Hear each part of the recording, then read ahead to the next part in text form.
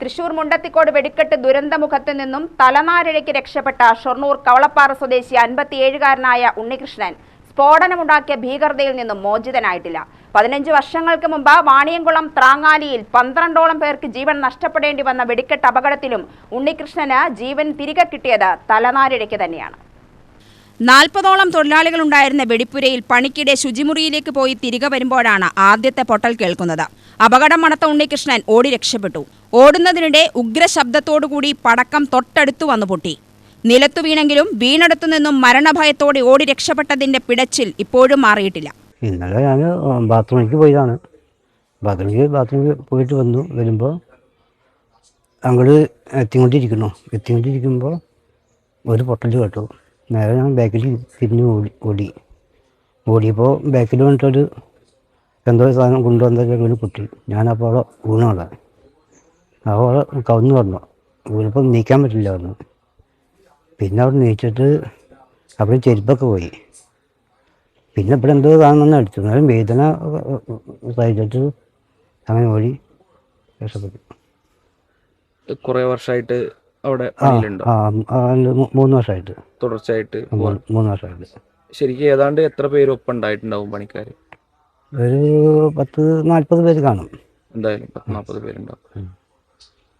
പിന്നീട് അതിൽ രക്ഷപ്പെട്ടവരാരെങ്കിലും കാണാൻ കഴിഞ്ഞോ?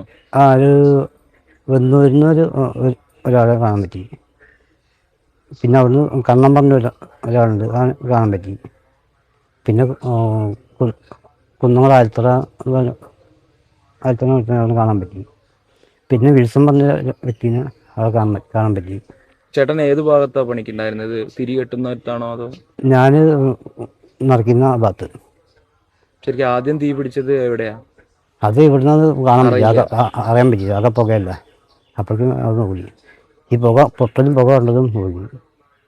2011 12 പേരുടെ ജീവനെടുത്ത വാണിയംകുളം ത്രാങ്ങാലിയിലെ വെടിക്കെട്ട് ദുരന്തത്തിലും തലനാരിഴയ്ക്കാണ് ഉണ്ണികൃഷ്ണൻ രക്ഷപ്പെട്ടിരുന്നത്. അന്നു വൈകിട്ട് ഏതാണ്ട് 5 മണിയോടടുത്തായിരുന്നു സമയം.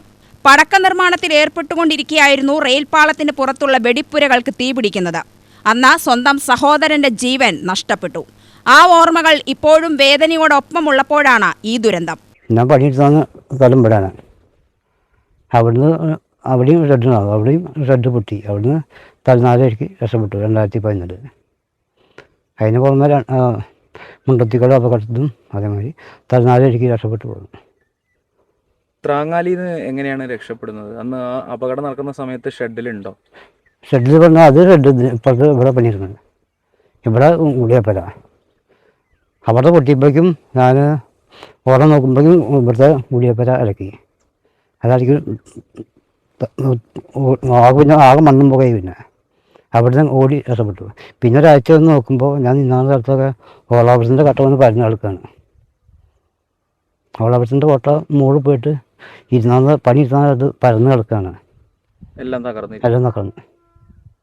അപ്പോൾ ആ സ്പോട്ടിലൊന്ന് ഓടി ഇത് മുകളിൽ പോയിട്ട് താഴേക്ക് എത്തുന്ന അത്രയും സ്പീഡിൽ പോവുക. അപ്പോൾ അന്ന് ത്രാങ്ങാലിയിൽ നിന്ന് രക്ഷപ്പെട്ടവരിൽ ജീവിച്ചിരിക്കുന്ന ഒരേ ഒരാൾ ഇപ്പോൾ ചേട്ടനാണ്. ഒപ്പം പണിയെടുത്തിരുന്ന പലരുടെയും ജീവൻ നഷ്ടപ്പെട്ടു. പലരും മരണത്തോട് മല്ലിടുകയാണ്. ഇതെല്ലാം ഓർത്തെടുക്കുമ്പോൾ ഉണ്ണികൃഷ്ണന്റെ നെഞ്ചു പിടയുന്നുണ്ട്. UTV news, Palakkad.